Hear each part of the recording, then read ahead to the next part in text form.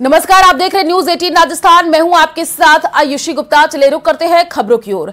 BJP mission 25 को लेकर के लोकसभा की तैयारियों में जुट गई है। लोकसभा और राज्यसभा के चुनावों को लेकर के बीजेपी सुबह 11 बजे कोर कमेटी की बैठक करेगी और बैठक की अध्यक्षता बीजेपी के प्रदेश अध्यक्ष सीपी जोशी करेंगे। वहीं बैठक में बीजेपी प्रदेश प्रभारी अरुण सिंह, पूर्व मुख्यमंत्री वसुंधरा राजे और केंद्रीय मंत्री समेत 1 दर्जन से ज्यादा नेता शामिल होंगे। बैठक में आगामी रणनीति को लेकर के चर्चा होगी। इसके साथ ही बीजेपी की गांव चलो अभियान सहित अन्य अभियानों पर रणनीति बनेगी।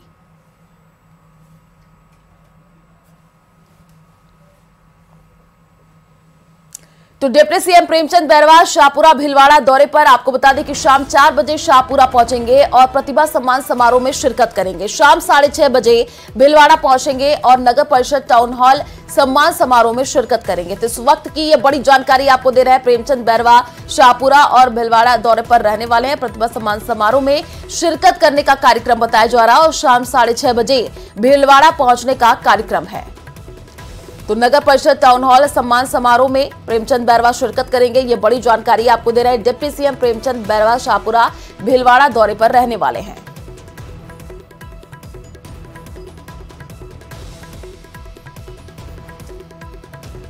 तो शाम 4 बजे शाहपुरा पहुंचने का कार्यक्रम है डिप्टी सीएम प्रेमचंद बैरवा का। ये बड़ी जानकारी आपको दे रहे हैं। प्रतिभा सम्मान समारोह में शिरकत प्रेमचंद बैरवा करने वाले हैं। तो डिप्टी सीएम का आज दौरा शाहपुरा और भीलवाड़ा के दौरे पर रहेंगे। शाम 6:30 बजे भीलवाड़ा पहुंचने का कार्यक्रम बताया जा रहा है। नगर परिषद टाउन हॉल सम्मान समारोह में शिरकत प्रेमचंद बैरवा करने वाले हैं। तो इस वक्त की ये बड़ी जानकारी आपको दे रहे हैं। डिप्टी सीएम का शाहपुरा भीलवाड़ा दौरा रहने वाला है। काफी महत्वपूर्ण ये दौरा है और यहाँ पर कार्यक्रम जिसमें डिप्टी सीएम शिरकत करेंगे। शाम 4 बजे शाहपुरा पहुंचने का कार्यक्रम बताया जा रहा है।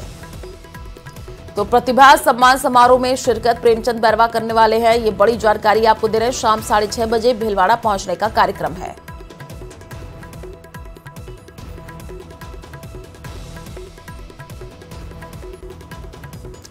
तो बात कांग्रेस के लोकसभा के रण की तैयारी की अब करेंगे। आपको बता दें कि बाड़मेर जैसलमेर विधानसभा सीटों पर कांग्रेस के खराब प्रदर्शन के बाद लोकसभा चुनावों में कांग्रेस बेहतर प्रदर्शन करे, इसके लिए कांग्रेस ने अपनी कमर कस ली है। इसी को लेकर के आज बाड़मेर जिला मुख्यालय पर स्थित टाउन हॉल में कार्यकर्ता संवाद कार्यक्रम आयोजित किया गया, जहां पर बड़ी संख्या में कार्यकर्ता और जनप्रतिनिधि उपस्थित हुए। इस दौरान मंच से कई नेताओं ने विधानसभा चुनाव में हार पर अपनी प्रतिक्रिया भी रखी।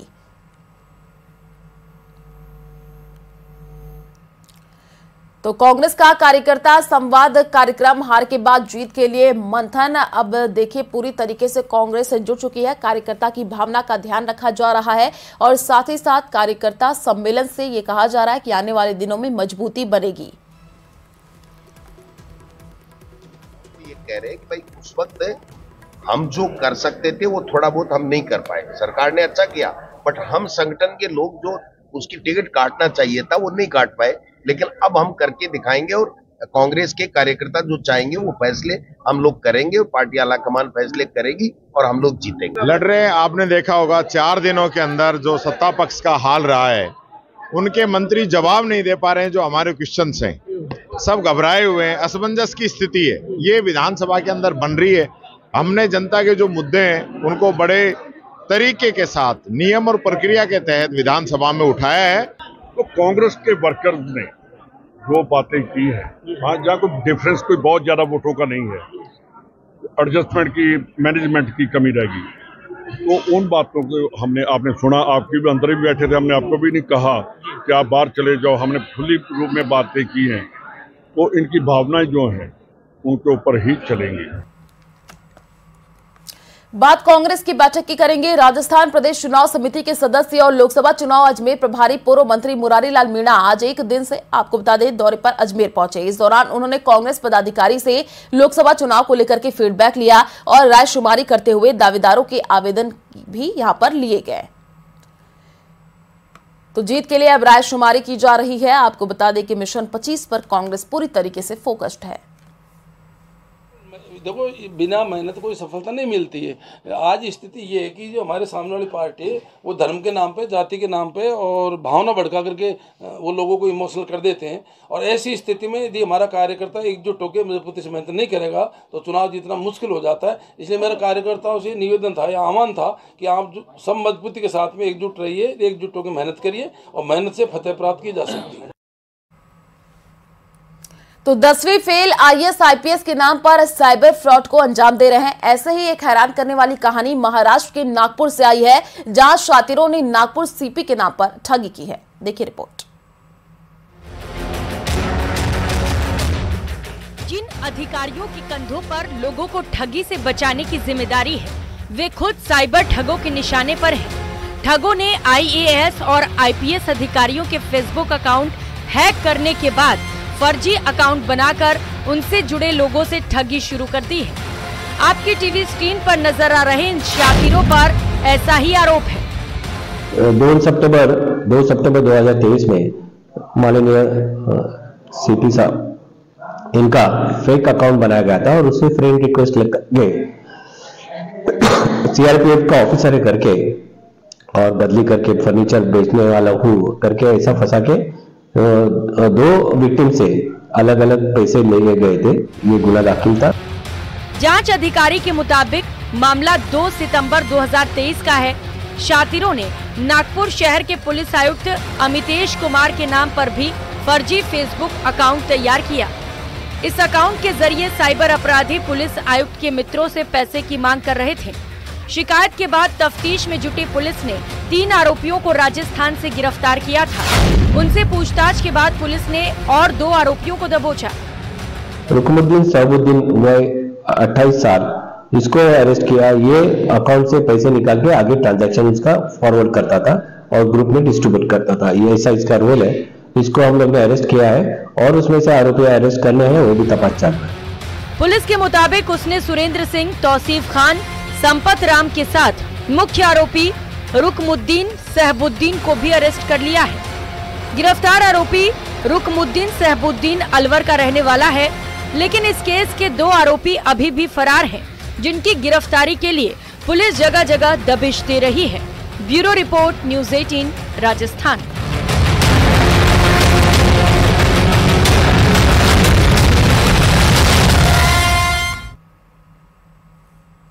तो नागौर से बड़ी जानकारी आपको दे दें, डिडवाना में मौत पर आक्रोश देखने को मिला है। आक्रोशित लोगों ने निजी बस में आग लगाई है और बस से कुचलने से एक व्यक्ति की मौत हुई थी। आपको बता दें कि मेगा हाईवे पर धू करके निजी बस जली और सूचना के बाद फायर टीम ने आग पर काबू पाया है। तो तस्वीरें भी हम आपको टीवी स्क्रीन पर दिखा रहे हैं। देखिए कैसे फायर ब्रिगेड की टीम अब मौके पर पहुंची, आग पर बुझाने का प्रयास किया गया। डिडवाना में मौत पर अब आक्रोश देखने को मिल रहा। आक्रोशित लोगों ने निजी बस में आग लगाई है और बस से कुचलने से एक व्यक्ति की मौत हुई थी। 2 तस्वीरें आपके टीवी स्क्रीन पर है, जिसमें मेगा हाईवे पर धू करके कैसे ये निजी बस जलती हुई नजर आ रही है। दूसरी जो तस्वीर है उसमें दमकल की गाड़ी मौके पर पहुंचती है, आग पर काबू पाने का प्रयास किया जाता है। और न्यूज़ 18 राजस्थान पर ये एक्सक्लूसिव तस्वीर हम आपको दिखा रहे हैं। बस से कुचलने से एक व्यक्ति की मौत का ये पूरा मामला है। मेगा हाईवे पर धू करके कैसे ये निजी बस जल रही है, तस्वीर आपके टीवी स्क्रीन पर है। फायर ब्रिगेड की टीम मौके पर पहुंची, आग पर काबू पाने का प्रयास किया गया। तो डिडवाना में अब लोगों में आक्रोश देखने को मिल रहा है और आक्रोशित लोगों ने बस में आग लगा दी, जैसे कि आप तस्वीरों के माध्यम से देख पा रहे हैं। और मेगा हाईवे पर कैसे ये जो निजी बस है वो धू करके जल रही है, वो तस्वीरों के माध्यम से आप देख पा रहे हैं।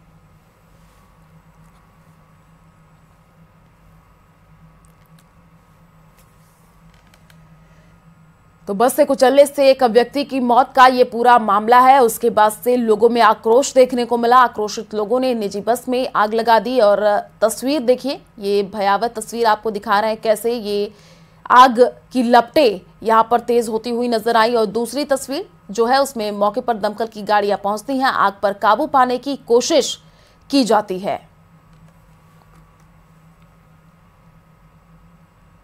तो डिडवाना से बड़ी जानकारी आपको दे दे, पैसों के लेन देन को लेकर के युवक की हत्या की गई है। हेयर सैलून की दुकान पर कैंची घोंप करके ये हत्या हुई है और वारदात को अंजाम देकर के आरोपी मौके से फरार बताया जा रहा है। नावा के पास कासेड़ा गांव में ये वारदात हुई है। हेयर सैलून की दुकान पर कैंची घोंप करके हत्या की गई है और वारदात को अंजाम देकर के आरोपी मौके से फरार हो गया है। गोविंदी निवासी मुकेश पुरी की मौके पर ही मौत हो गई। शव को नावा चिकित्सालय की मोर्चरी में रखवाया गया है। पुलिस के आला अधिकारी मौके पर पहुंचे हैं। अब इस पूरे मामले की जांच पड़ताल की जा रही है। तो पैसे को लेन देन को लेकर के यहां पर युवक की हत्या का मामला सामने आया है। डिडवाना से ये जानकारी आपको दे रहे हैं, जहां पर कैंची घोंप करके हत्या करने का ये पूरा मामला है और वारदात को अंजाम देकर के जो आरोपी है वो फरार बताया जा रहा है। पुलिस अब इस पूरे मामले की जांच पड़ताल में जुटी है। तो एक और बड़ी जानकारी आपको दे दें, जयपुर ग्रामीण में छात्राओं की तबीयत बिगड़ी है। आपको बता दें कि 1 दर्जन छात्राओं की अचानक से हालत बिगड़ गई। उल्टी दस्त की शिकायत पर अस्पताल में भर्ती कराया गया है। अस्पतालों में छात्राओं का उपचार जारी है और घटना की सूचना पर मौके पर पुलिस पहुंची है। जांच के बाद कारणों का खुलासा होगा। बस्सी के कस्तूरबा गांधी आवासीय बालिका छात्रावास का यह पूरा मामला बताया जा रहा है।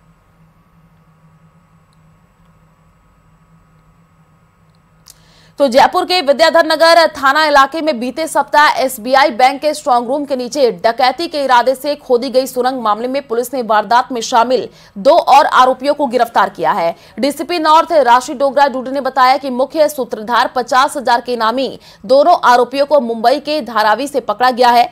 पुलिस ने फरारी के दौरान उनकी मदद करने वाले सहयोगी को भी गिरफ्तार किया है।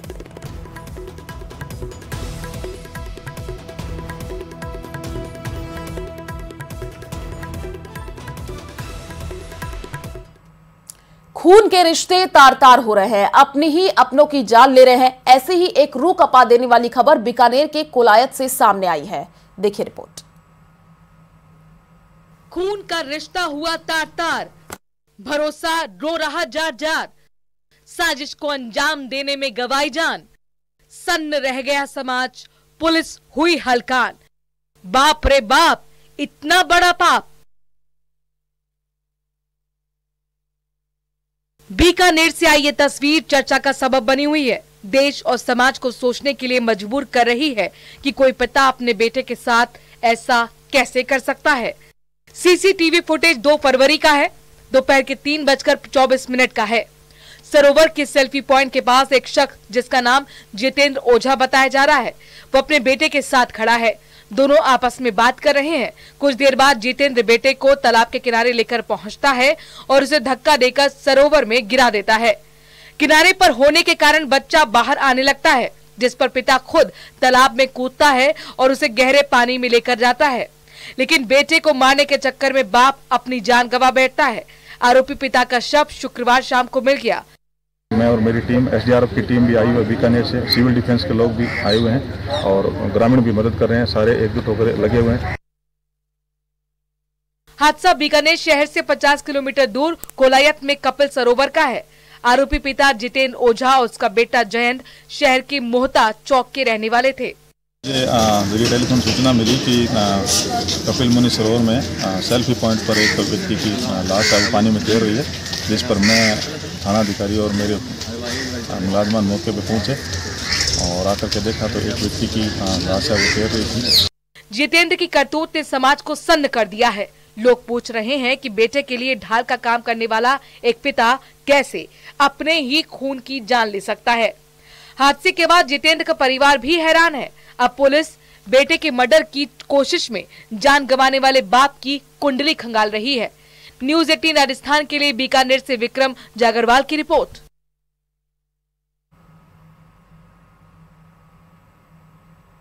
तो नागौर में स्कूली छात्र की हत्या के मामले में आखिरकार दूसरे दिन देर शाम को सहमति बन गई है। आरोपी के अवैध मकान को हटाने के लिए पुलिस प्रशासन ने 5 दिन का समय मांगा है। इसके पीछे कारण यह बताया गया है कि यही मकान घटनास्थल है। ऐसे में पहले पुलिस अनुसंधान की प्रक्रिया पूरी करेगी और उसके बाद यहां बुलडोजर चलाया जाएगा। लोगों को पुलिस अनुसंधान की प्रक्रिया के बारे में समझाया, तब लोग मान गए। इसके अलावा 50 लाख के मुआवजे की मांग को लेकर के प्रशासन ने आश्वासन दिया है कि प्रदेश सरकार को इसका प्रस्ताव भिजवाया जाएगा। वह इस मामले मामले में मुख्य आरोपी के साथ शामिल अन्य आरोपियों की जल्द गिरफ्तारी को लेकर के भी आश्वासन दिया गया है। मामले में एसआईटी का गठन भी एडिशनल एसपी के नेतृत्व में किया गया है और मांगे मानने पर परिजनों ने देर शाम को शव ले लिया और मामले में परिजनों को जिला collector doctor Amit Yadav, SP Narayan Togas ने वार्ता कर आश्वासन दिया है।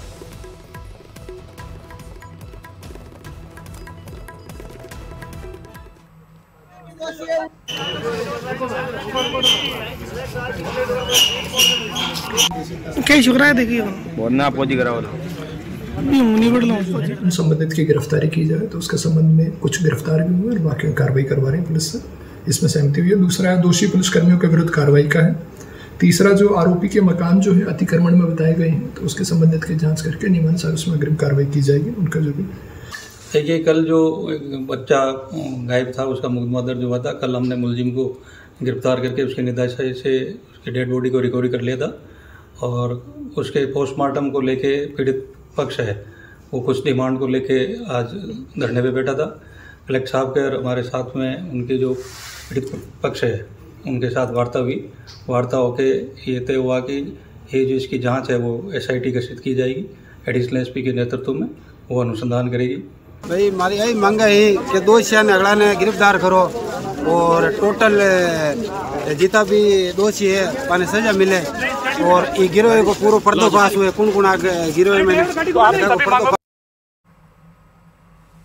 तो बड़ी जानकारी आपको दे दें, आज कोटा दौरे पर रहेंगे सीएम भजनलाल शर्मा। जयपुर से 12:30 बजे कोटा के लिए रवाना होंगे। आपको बता दें कि नोनेरा एबेरा डैम के निरीक्षण का प्रस्तावित कार्यक्रम बताया जा रहा है और दोपहर 2 बजे नोनेरा एबेरा डैम पहुंचने का कार्यक्रम है। प्रदेश के 13 जिलों को पानी मिलेगा और डैम का 90% डैम का जो कार्य है वो पूरा हुआ है। तो इस वक्त की ये बड़ी जानकारी आपको दे रहे हैं। सीएम भजनलाल शर्मा का आज कोटा दौरा प्रस्तावित है, काफी महत्वपूर्ण ये दौरा माना जा रहा है। तो प्रदेश के 13 जिलों को पानी मिलेगा। इस वक्त की ये बड़ी जानकारी सीएम भजनलाल शर्मा का कोटा दौरा है। डैम का 90% जो काम वो पूरा, नोनेरा एबरा डैम के निरीक्षण का प्रस्तावित कार्यक्रम बताया जा रहा है।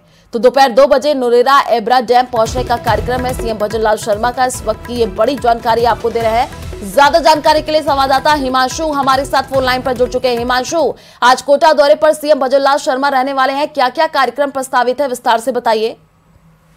टेंटेटिव करीब 2 बजे का कार्यक्रम है जब सीएम भजनलाल शर्मा कोटा के इटावा नोनेरा एबरा डैम पर पहुंचेंगे और यहां पर जो नोनेरा एबरा डैम के निरीक्षण का प्रस्तावित कार्यक्रम है जिसको लेकर के बीते 2 दिन से तमाम जो तैयारियां हैं उन्हें मुकम्मल पूरा करने की जो तैयारियां हैं वो लगातार चल रही हैं। अस्थायी हेलीपैड जो है वो सीएम के दौरे को लेकर के बनाया गया है। खुद जिला कलेक्टर से लेकर के संभागीय आयुक्त तैयारियों का जो जायजा है वो मौके पर जाकर के ले चुके हैं। ईआरसीपी के दृष्टिकोण से अगर देखा जाए तो नोनेरा एबरा डैम बेहद महत्वपूर्ण डैम कहा जा सकता है। स्पष्ट तौर पर अगर कहा जाए तो प्रदेश के 13 जिलों को पानी देने की जो योजना है उसमें नोनेरा एबरा डैम जो है वो बहुत महत्वपूर्ण भूमिका अदा करने वाला है। और सबसे बड़ी बात यह कि 90% तक जो नोनेरा एबरा डैम का काम है वो पूरा कर लिया गया है, यानी कि लगभग फिनिशिंग मोड पर है। जल्द ही नोनेरा एबरा डैम का काम पूरा होने की दिशा में है और इस डैम का जो निरीक्षण है वो खुद भजनलाल शर्मा करने वाले हैं। दूसरी महत्वपूर्ण बात यह कि इटावा अगर बात करें तो इटावा जो लोकेशन है, बिल्कुल हिमांशु, आप नजर बना करके रखिए, आगे आपसे अपडेट लेंगे। फिलहाल शुक्रिया तमाम जानकारी साझा करने के लिए। टोंक से एक और बड़ी जानकारी आपको दे दें, टोंक जाएंगे सीएम भजनलाल शर्मा। बनेठा में निर्माणाधीन इसरदा बांध का निरीक्षण करेंगे। तो जयपुर जाते समय इसरदा बांध का निरीक्षण करने का कार्यक्रम बताया जा रहा है। तो टोंक भजनलाल शर्मा जाएंगे, बनेठा में निर्माणाधीन इसरदा बांध का निरीक्षण करने का कार्यक्रम बताया जा रहा है और जयपुर जाते समय इसरदा बांध का निरीक्षण सीएम भजनलाल शर्मा करने वाले हैं। तो कोटा में स्पीकर ओम बिरला की पहल पर दशहरा मैदान में आत्मनिर्भर भारत उत्सव प्रदर्शनी का आयोजन हो रहा है। प्रदर्शनी का उद्घाटन शिक्षा मंत्री मदन दिलावर ने किया। कार्यक्रम में कोटा दक्षिण विधायक संदीप शर्मा, लाडपुर विधायक कल्पना देवी मौजूद रही। कार्यक्रम का आयोजन बुनकरों और हस्तशिल्प उत्पादों को प्रोत्साहन देने के लिए हो रहा है, जिसमें भारत के 15 राज्यों के बुनकर और हस्तशिल्पी भाग ले रहे हैं। आयोजन के तहत कल वन भारत साड़ी वॉकथॉन का भी आयोजन होगा। वही कार्यक्रम में करीब 1000 महिलाएं सम्मिलित होंगी।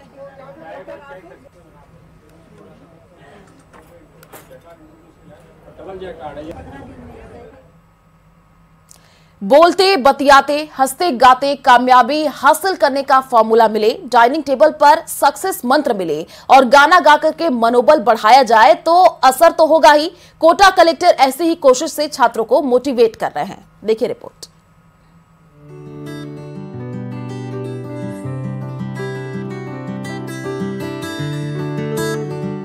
रोजगार का जरिए भर है इम्तिहान, इसीलिए एग्जाम में फेल होने से न हो परेशान। असीमित ऊर्जा का केंद्र है इंसान। इसके लिए मैं बता रहा हूँ कि आपका अटेंशन स्पैन अगर आपको लगता है आधे घंटे पढ़ते ही है, जैसे ही भटकने लगो तुरंत छोड़ दो किताब।